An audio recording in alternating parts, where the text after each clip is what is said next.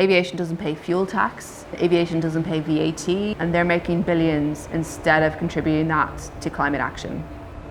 Today, we have an opportunity.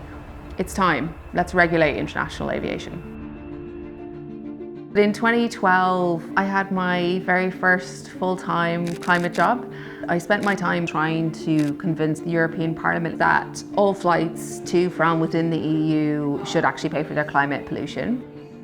The emissions trading system is a very basic, sensible measure that just says, we're going to help you move away from fossil fuels. There was a lot of opposition to that from the airline industry.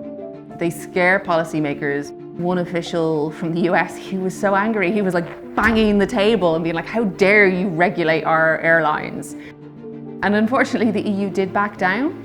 And now in 2026, aviation is basically like the last sector that is not really regulated at the EU level. We only currently ask them to pay for the climate impacts within Europe. But anything beyond that, free for all, and there's no climate measures. Ordinary holiday makers who fly once a year to like Spain or Greece, they already pay for their climate pollution. These companies do not share our values. They don't actually have the welfare of the world at heart, and they're only interested in their bottom line. Between 2012 and 2023, over 1 billion tonnes of CO2 went unregulated from the aviation industry. And that's roughly the same as the entire country of Greece emitted over the same period. There's a really key golden policy opportunity to put something in place that we know works from other sectors. For those sectors which are entirely covered by the ETS, we've seen emissions fall by 47%. For the aviation industry, emissions have grown over the same period, and the sector's plans to double passenger numbers simply don't seem to add up with their pledges of climate action and reaching net zero.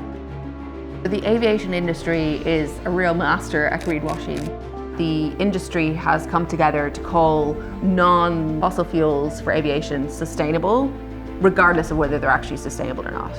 There are real technologies that can actually decarbonize aviation. That technology will always look more expensive as long as aviation doesn't actually pay for its climate impacts.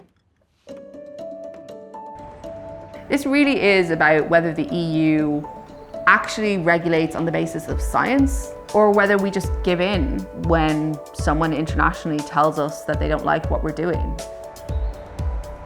This summer, legislation is going to be proposed on whether international flights are included in the emissions trading system or not.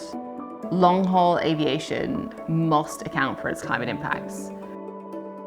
The airlines were so united and so vicious in their lobbying. So we need you to be vocal. We absolutely have to win this one for the climate.